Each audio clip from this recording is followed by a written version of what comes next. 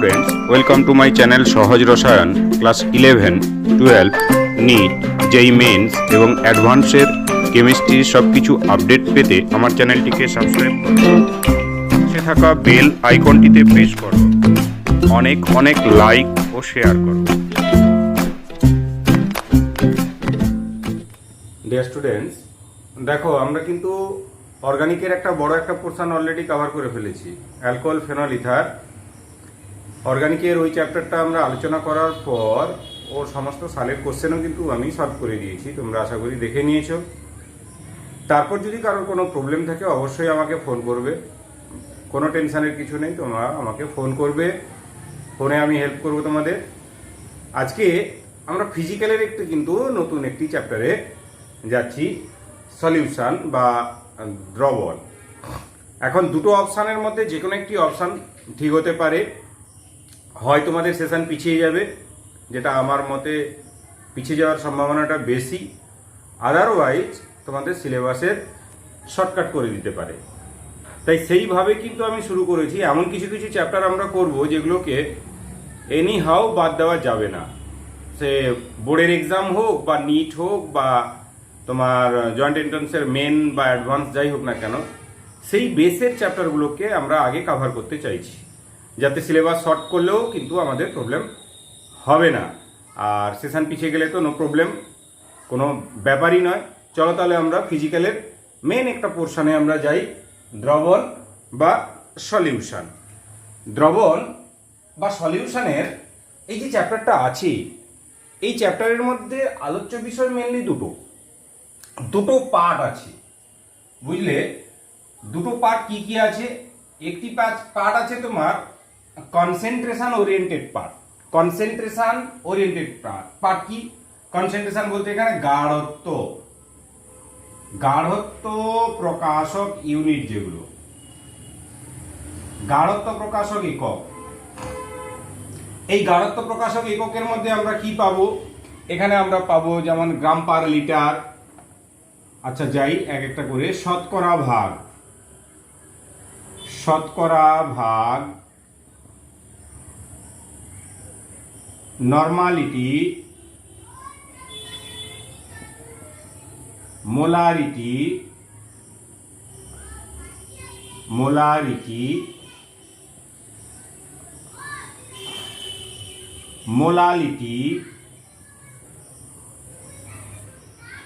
Formality, গ্রাম per litre, মোল fraction বা molar গাঢ়ত্ব। এইরকমই আমরা কি করব, অনেকগুলো গাঢ়ত্ব প্রকাশের একক নিয়ে আমরা কিন্তু আলোচনা করেছি একটি পার্টে। এর সাথে আর কিছু কিছু যুক্ত হয়ে আছে, কেমন যেমন হেনরির সূত্র আছে। এই রিলেটেড কিছু আলোচনা, সেগুলো আমরা কিন্তু আলোচনা করব এই গাঢ়ত্ব প্রকাশক এককের সাথে। আমরা আরেকটি পার্ট, এই পার্টটা কিন্তু পড়ে আছে ফার্স্ট পার্টে। আরেকটি পার্ট আছে কলিগেটিভ প্রপার্টি বা সংখ্যাগত ধর্ম। ওকে, তাহলে প্রথম পার্ট হচ্ছে তোমার গাঢ়ত্ব প্রকাশক একক, যার মধ্যে শতকরা ভাগ, নর্মালিটি, মোলারিটি, ফর্মালিটি, গ্রাম পার লিটার, মোলার গাঢ়ত্ব, হেনরির সূত্র থেকে শুরু করে বাষ্পচাপ ইত্যাদি ইত্যাদি ধারণা। আর সেকেন্ড পার্ট, যেটা মোস্ট ভাইটাল পার্ট, যেটা সেই ভাইটাল পার্টটি হচ্ছে সংখ্যাগত ধর্ম। এখানে মেনলি 4টি সংখ্যাগত ধর্ম নিয়ে আমরা কিন্তু আলোচনা করেছি। ওই সংখ্যাগত ধর্মের রিলেটেড বিভিন্ন কোশ্চেন এবং প্রবলেমসগুলো আমরা সলভ করব, বিভিন্ন সূত্রগুলো আমরা জানব। তো চলো আজকে আমরা কিন্তু এই মেন পোর্শনটা নিয়ে আলোচনা করব, সংখ্যাগত ধর্ম বা কলিগেটিভ প্রপার্টি। এই পোর্শনটি আলোচনা করার পর আমরা তারপর গাঢ়ত্ব প্রকাশক এককে আমরা যাব। আলোচনা করলে চ্যাপ্টারটা ক্লোজ হয়ে যাবে। তাহলে আমরা বুঝতে পারলাম যে অ্যাকচুয়ালি সলিউশন বা দ্রবণের মধ্যে আমরা কি কি পার্ট রেখেছি বা কি কি পার্ট আমরা আলোচনা করব। আচ্ছা দেখো, আমরা নর্মালি আমরা তো জানি সলিউশন বা দ্রবণ। দ্রবণের মেন পার্ট দুটো। একটি দ্রবণ তৈরি হয় মূলত দুটো অংশ নিয়ে। কি কি নিয়ে তোমরা জানো? ফার্স্ট পার্ট হচ্ছে কি দ্রাবক, আর সেকেন্ড পার্ট হচ্ছে কি দ্রাবক। ওকে, প্রথম পোর্শন এটি হচ্ছে দ্রাবক আর দ্বিতীয় পোর্শন হচ্ছে দ্রাবক। এখন দেখো, আমরা জানি দ্রাবক কাকে বলে না, দ্রবণের মধ্যে যেটি সংখ্যায় কম থাকে সেটিকে আমরা কি বলবো? দ্রাবক। আর যেটি সংখ্যায় বেশি থাকে সেটিকে আমরা কি বলি? দ্রাবক।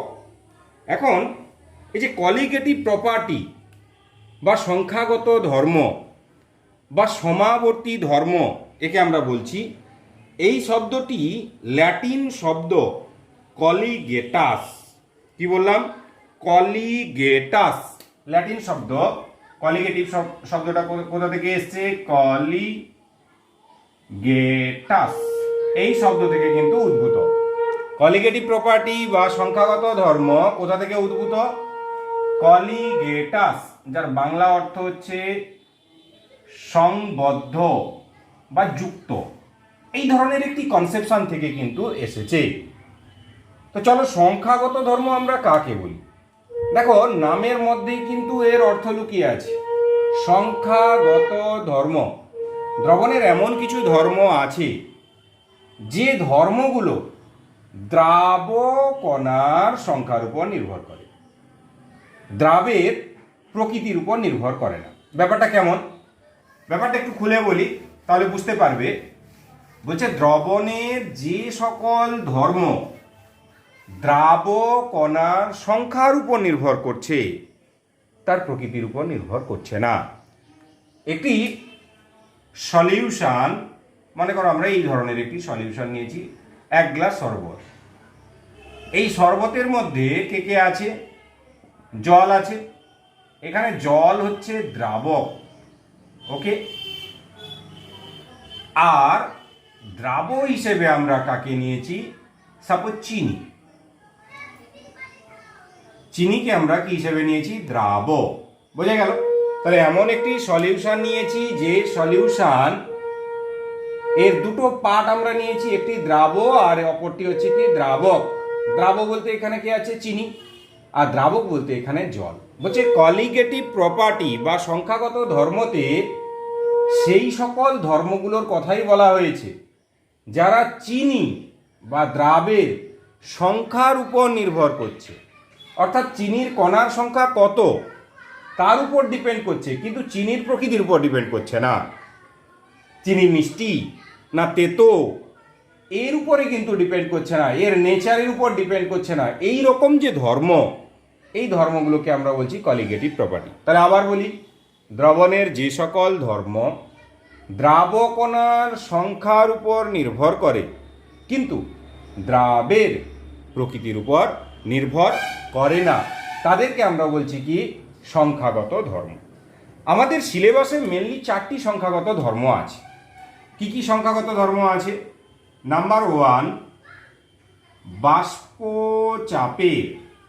বাষ্পচাপের আপেক্ষিক অবনমন। বাষ্পচাপের আপেক্ষিক অবনমন। নাম্বার 2, স্ফুটনাঙ্কের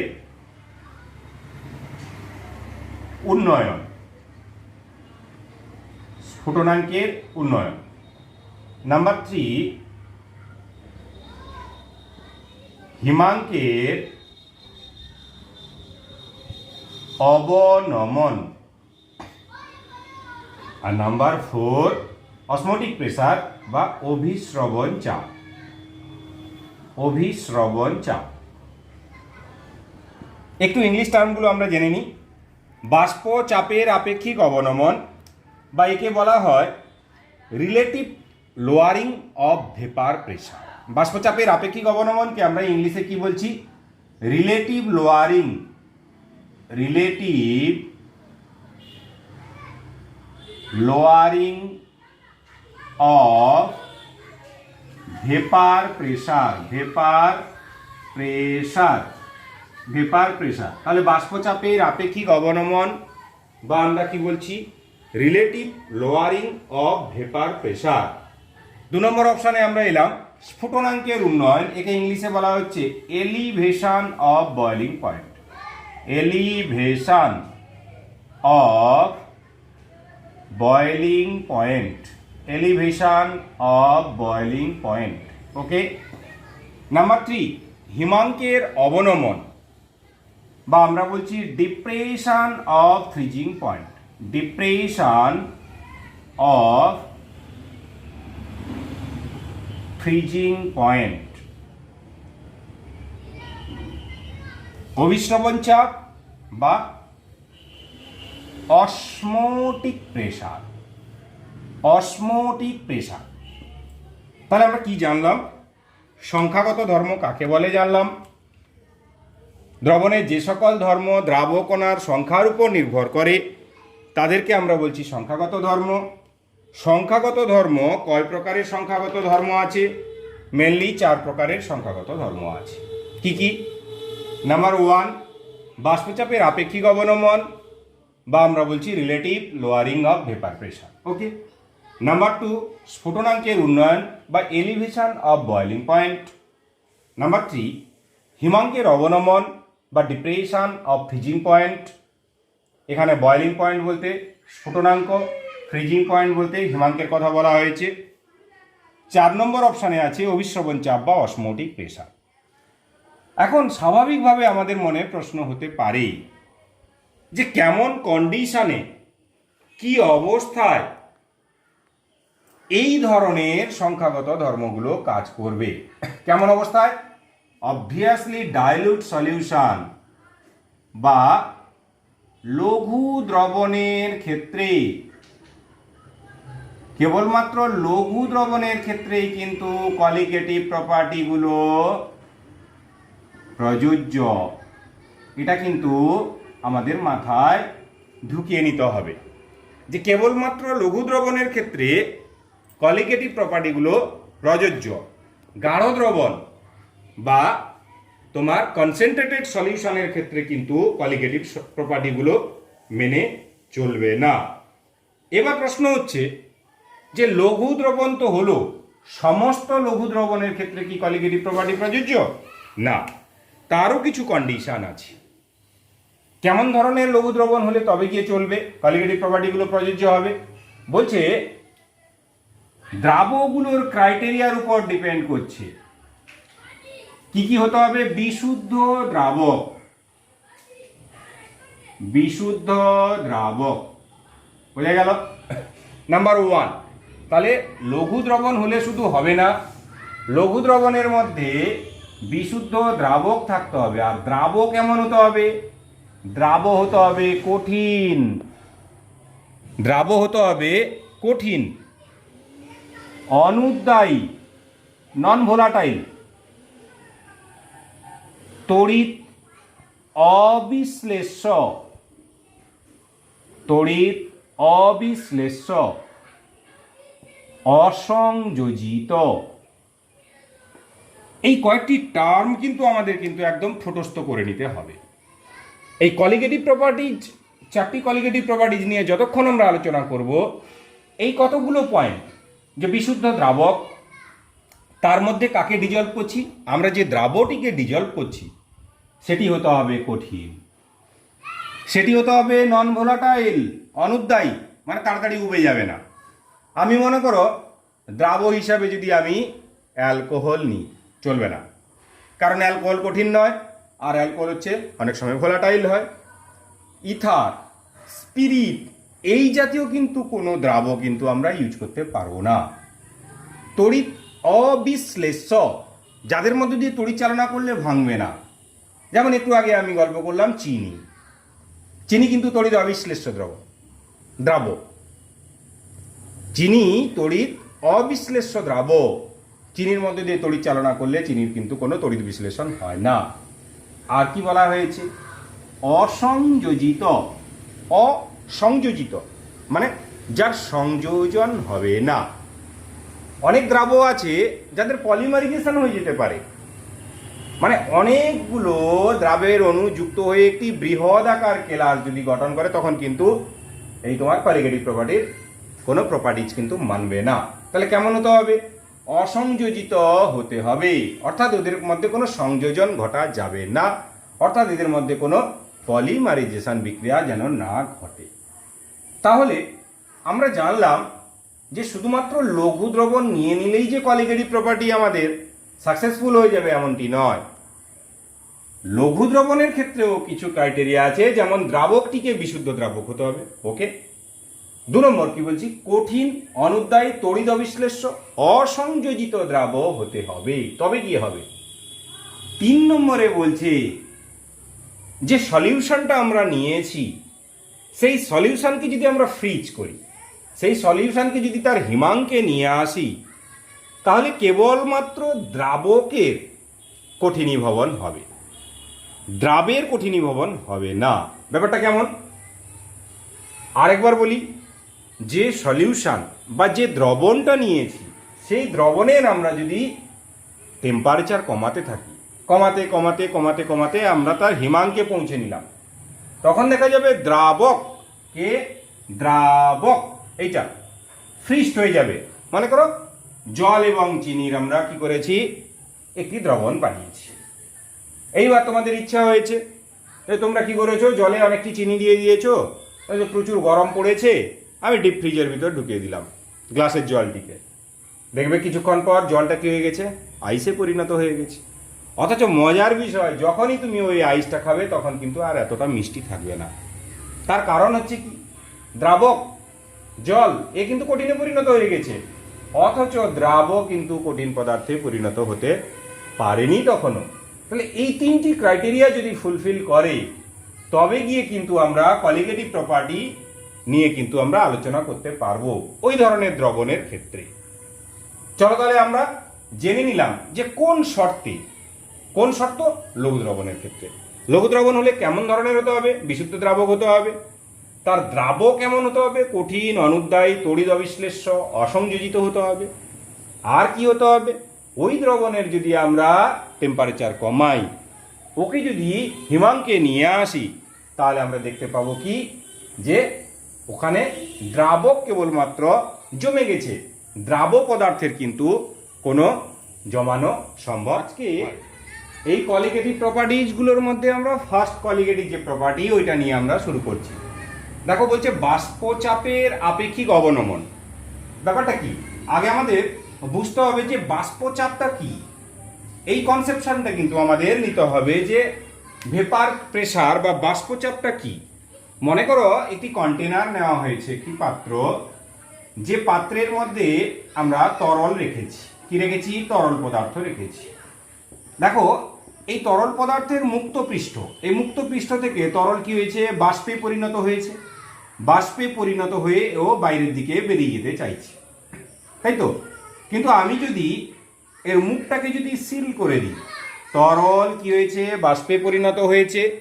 বাষ্পে পরিণত হওয়ার পর ও বেরিয়ে যেতে চাইছে, কিন্তু আমরা কি করেছি? ওর মুখটাকে সিল করে দিয়েছি। তখন এই বাষ্প গিয়ে কিন্তু ফিরে এসছে। ফিরে আসার পর পাত্রের দেওয়ালে বা তরল পদার্থের উপরে, কোথায় কোথায়? পাত্রের দেওয়ালে হতে পারে, কিংবা কোথায় হতে পারে? পাত্রের দেওয়ালে বা তরল পদার্থের উপরে কিন্তু এ প্রেসার সৃষ্টি করেছে।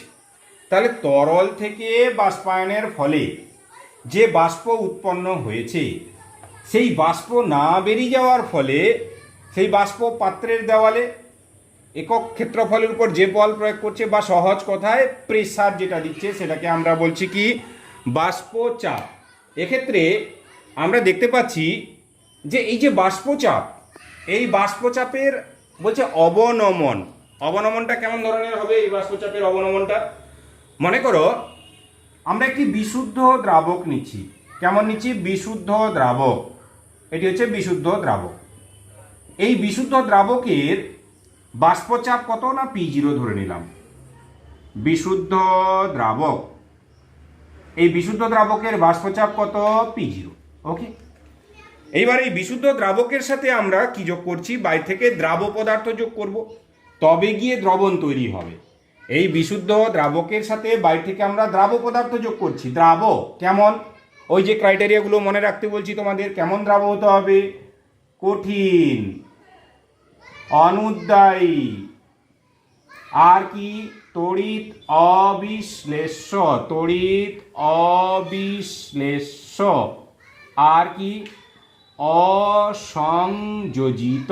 তাহলে আমরা কি নিয়েছি? বিশুদ্ধ দ্রাবক নিয়েছি।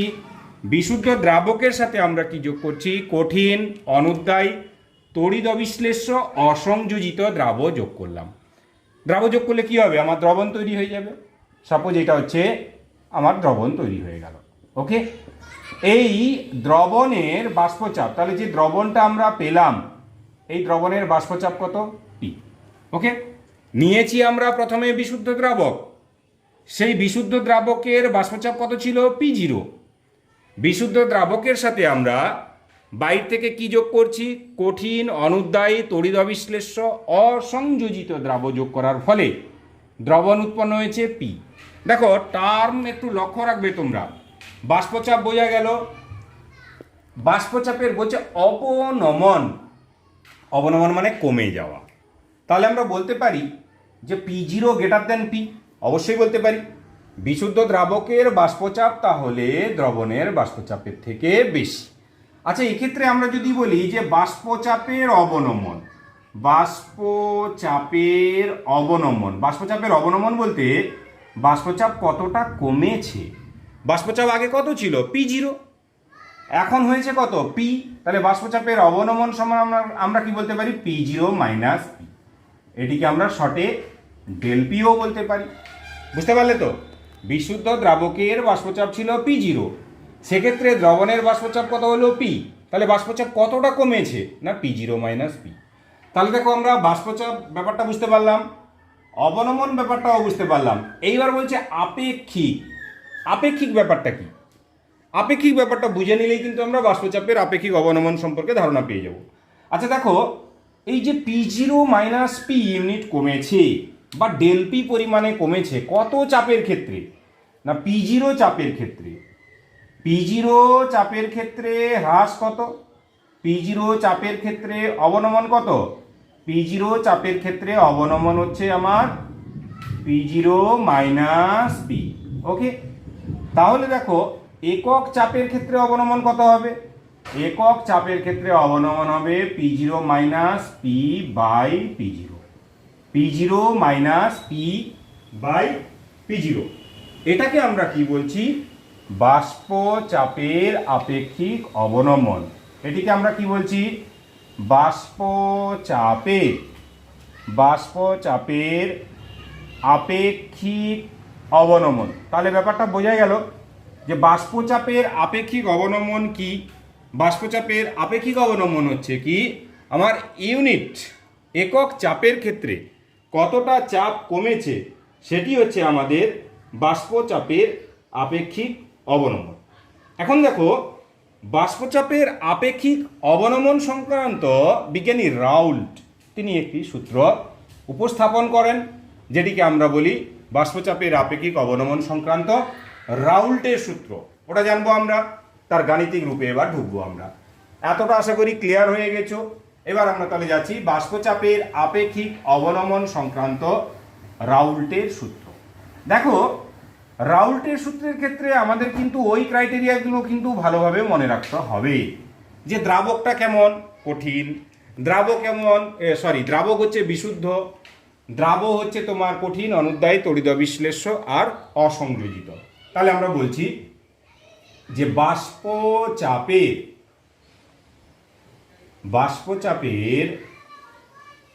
আপেক্ষিক অবনমন সংক্রান্ত রাউল্টের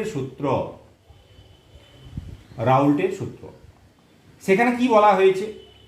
বলছে কোনো বিশুদ্ধ দ্রাবকের সাথে, দেখো পরিচিত টার্ম যেগুলো বলছিলাম আগে, কোনো বিশুদ্ধ দ্রাবকের সাথে কঠিন, অনুদ্বায়ী, তড়িৎ অবিশ্লেষ্য, অসংযোজিত দ্রাব্য যদি দ্রবীভূত করি, সেক্ষেত্রে বাষ্পচাপের আপেক্ষিক অবনমন দ্রাবের মোল ভগ্নাংশের সমান হয়। ব্যাপারটা কি আবার বলছি, যদি আমরা কোনো বিশুদ্ধ দ্রাবকের সাথে কঠিন, অনুদ্বায়ী, তড়িৎ-অবিশ্লেষ্য, অসংযোজিত দ্রাব যোগ করি, তাহলে সেক্ষেত্রে বাষ্পচাপের আপেক্ষিক অবনমন, বাষ্পচাপের আপেক্ষিক অবনমনকে আমরা প্রকাশ করছি কিভাবে? P0 minus P by P0। এটি বলেছে দ্রাব কণার মোল ভগ্নাংশের সাথে সমান হয়। দ্রাব কণার মোল ভগ্নাংশকে আমরা x2 দিয়ে আমরা কিন্তু প্রকাশ করেছি। দ্রাব কণার মোল ভগ্নাংশকে আমরা কি দিয়ে প্রকাশ করেছি? x2। আর এটি হচ্ছে রাউল্টের সূত্রের গাণিতিক রূপ। এটি হলো রাউল্টের সূত্রের গাণিতিক রূপ। যদি বলে রাউল্টের সূত্রটি বিবৃত করো কার, না বাষ্পচাপের আপেক্ষিক অবনমন সংক্রান্ত রাউল্টের সূত্রটি বিবৃত করো, তখন আমরা বলবো যে কোনো বিশুদ্ধ দ্রাবকের সাথে কঠিন, অনুদ্বায়ী, তড়িৎ-অবিশ্লেষ্য, অসংযোজিত দ্রাব যোগ করলে বাষ্পচাপের আপেক্ষিক অবনমন দ্রাব কণার মোল ভগ্নাংশের সাথে সমান হয়। যদি বলে বাষ্পচাপের আপেক্ষিক অবনমন সংক্রান্ত রাউল্টের সূত্রটি লিখো, তখন আমরা এই সূত্রটি লিখব, যেখানে এই x2টা কি? দ্রাবের মোল ভগ্নাংশ, দ্রাবের মোল ভগ্নাংশ। আচ্ছা দেখো, এই মোল ভগ্নাংশ সম্পর্কে কনসেপশনে আমরা যাচ্ছি একটু পরে। এখানে মনে করো আমি একটি সলিউশনের কথা ভাবছি। ওকে, এই সলিউশনের মধ্যে কে আছে? দ্রাবক আছে, আর এই দ্রাবকের মধ্যে কে আছে? দ্রাব আছে। দ্রাবকের মধ্যে আমি সাপোজ ধরে নিলাম এরা হচ্ছে দ্রাবক। তাহলে একটি দ্রবণ বা একটি সলিউশন মেনলি দুটো পার্ট নিয়ে গঠিত। কি কি? দ্রাব এবং দ্রাবক। মনে করলাম যে এই দ্রাবক আর দ্রাব কণাগুলোর আমরা মোল সংখ্যাকে আমরা ধরব, যে ক্ষেত্রে দ্রাবের মোল সংখ্যা, আগে লিখি দ্রাবকের মোল সংখ্যা, দ্রাবকের মোল সংখ্যা সমান আমি ধরলাম N1। আমি ধরলাম কি? দ্রাবকের মোল সংখ্যা কত? N1। আর দ্রাবের মোল সংখ্যা কত ধরছি? N2। ওকে, এখানে প্রসঙ্গক্রমে একটি কথা বলে দিই যে দ্রাবক যখন নিব তখন আমরা 1 দিয়ে প্রকাশ করব, আর দ্রাবকে 2 দিয়ে প্রকাশ করব। ব্যাপারটা কি? মনে করো দ্রাবকের আণবিক গুরুত্ব, তাকে আমরা লিখব তখন দ্রাবকের আণবিক গুরুত্ব যখনই হয়ে যাচ্ছে তখন আমরা কি দেখতে পাচ্ছি? আমরা দ্রাবকের আণবিক গুরুত্বতে যে M1, দ্রাবকের আণবিক গুরুত্ব, তখন আমরা লিখব কি? M1। যদি তাহলে আমরা দ্রাবকের মোল সংখ্যাকে N1 দিয়ে প্রকাশ করছি, আর আমরা দ্রাবের মোল সংখ্যাকে N2 দিয়ে প্রকাশ করছি। যেটা বলছিলাম যে দ্রাবকের ক্ষেত্রে আমরা জেনারেলি 1 ইউজ করব, আর দ্রাবের ক্ষেত্রে আমরা কি ইউজ করব? 2। মনে করো দ্রাবকের আণবিক গুরুত্ব আমরা লিখছি দেখো M1, আর যদি দ্রাবের আণবিক গুরুত্ব বলে M2। মনে করো দ্রাবকের ওজন যদি বলে তাহলে আমরা লিখছি W1, দ্রাবের ওজন যদি বলা হয় তাহলে আমরা বলছি W2। কিছুই নয়, কনসেপশনগুলো, যে যখনই আমরা দ্রাবক নিব তখন হবে 1, যখনই আমাদের দ্রাব হবে তখন আমরা নিব কি? 2, যাতে আমাদের বুঝতে সুবিধা হয়। ঠিক আছে, তাহলে এক্ষেত্রে আমরা দ্রাবকের মোল সংখ্যা N1, দ্রাবের মোল সংখ্যা N2। আচ্ছা বলো এবারে তোমরা মোট মোল সংখ্যা কত হবে? N1 plus N2। ক্লিয়ার? এইবার যদি বলা হয় দ্রাবের মোল ভগ্নাংশ, দ্রাবের মোল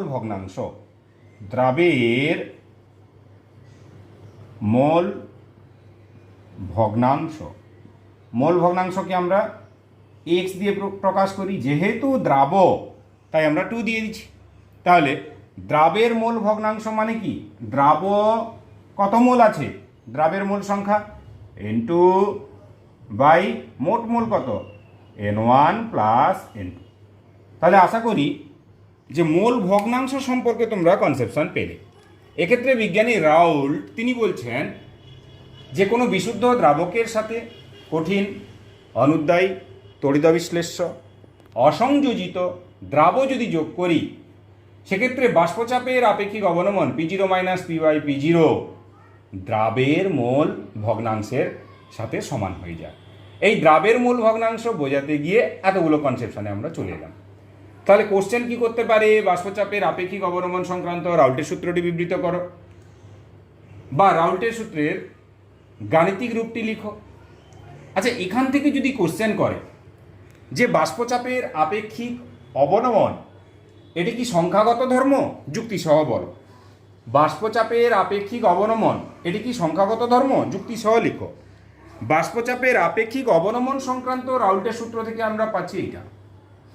এখানে দেখো, এই যে বাষ্পচাপের আপেক্ষিক অবনমন এ কার উপর ডিপেন্ড করছে না স্যার, দ্রাবের মোল ভগ্নাংশের উপর ডিপেন্ড করছে। ওকে, আচ্ছা, দ্রাবের মোল ভগ্নাংশ এ কার উপর ডিপেন্ড করছে, দ্রাবের মোল ভগ্নাংশ মোল সংখ্যার উপর নির্ভর করছে। মোল সংখ্যা আবার কার সংখ্যার উপর নির্ভর করছে, দ্রাবকণার সংখ্যার উপর নির্ভর করছে।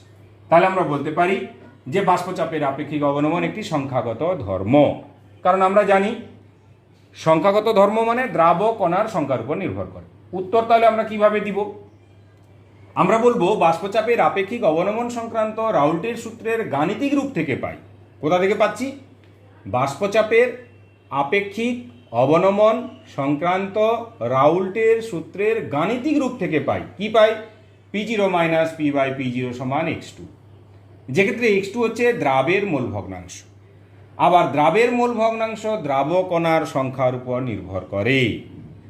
তাই আমরা বলতে পারি বাষ্পচাপের আপেক্ষিক অবনমন এটিও দ্রাবকণার সংখ্যার উপর নির্ভর করে। তাই বাষ্পচাপের আপেক্ষিক অবনমন একটি সংখ্যাগত ধর্ম। নেক্সট কোশ্চেন, তোমাদের কোশ্চেন করলো যে বাষ্পচাপের আপেক্ষিক অবনমন সংক্রান্ত যে রাউল্টের সূত্র পাচ্ছি বা বাষ্পচাপের আপেক্ষিক অবনমন এটি কি উষ্ণতার উপর নির্ভর করে। আবার বলছি কোশ্চেনটি যে বাষ্পচাপের আপেক্ষিক অবনমন এটি কি উষ্ণতার উপর নির্ভর করে, না, উষ্ণতার উপর নির্ভর করে না। কেন করে না, আমরা বাষ্পচাপের আপেক্ষিক অবনমন সংক্রান্ত রাউল্টের সূত্রের গাণিতিক রূপে আমরা কি দেখতে পাচ্ছি, এখানে কোথাও টি বলে উল্লেখ আছে, টেম্পারেচার টি এরকম কোনো টার্ম আছে কি ইকুয়েশনে, নেই। তাই আমরা বলতে পারি যে বাষ্পচাপের আপেক্ষিক অবনমন উষ্ণতার উপর নির্ভরশীল নয়। তাহলে উত্তর আমরা কিভাবে দিব, যে বাষ্পচাপের আপেক্ষিক অবনমন সংক্রান্ত রাউল্টের সূত্রের গাণিতিক রূপ থেকে পাই P0 মাইনাস P/P0 সমান x2। উক্ত সমীকরণে উষ্ণতা বা টি এর কোনো রাশিমালা না থাকায় বলা যেতে পারে বাষ্পচাপের আপেক্ষিক অবনমন উষ্ণতার উপর নির্ভর করে না। দুটো মেন কোশ্চেন বললাম। প্রথমটি কি বলা হলো, যে বাষ্পচাপের আপেক্ষিক অবনমন এটি কি সংখ্যাগত ধর্ম, তার উত্তরে আমরা কি বললাম, বাষ্পচাপের আপেক্ষিক অবনমন সংক্রান্ত রাউল্টের সূত্রের গাণিতিক রূপ থেকে পাই এটা। এক্ষেত্রে বাষ্পচাপের আপেক্ষিক অবনমন দ্রাবের মোল ভগ্নাংশের উপর নির্ভর করে, আবার দ্রাবের মোল ভগ্নাংশ দ্রাবকণার সংখ্যার উপর নির্ভর করে। তাই বাষ্পচাপের আপেক্ষিক অবনমন একটি সংখ্যাগত ধর্ম। ওকে, আরেকটি মেন কোশ্চেন কি বলা হলো, যে বাষ্পচাপের আপেক্ষিক অবনমন এটি কি উষ্ণতা নির্ভরশীল রাশি। সেখানে বলা হলো যে বাষ্পচাপের আপেক্ষিক অবনমন সংক্রান্ত রাউল্টের সূত্র থেকে আমরা কি পাচ্ছি না, রাউল্টের সূত্রের গাণিতিক রূপ থেকে আমরা পাচ্ছি P0 minus P/P0 equals to x2। এখানে উষ্ণতা যেটাকে আমরা বলছি টি, এই টি এর কিন্তু কোনো রাশিমালা নেই। যেহেতু টি এর কোনো রাশিমালা নেই, তাই আমরা বলতে পারি যে বাষ্পচাপের আপেক্ষিক অবনমন উষ্ণতা নির্ভরশীল রাশি নয়। ক্লিয়ার? তোমরা বুঝতে পারলে কিনা বলো। আজকে এই পর্যন্ত থাকলো, পরের দিন আমরা আরও ডিটেলস আলোচনা করব। ওকে, বাই।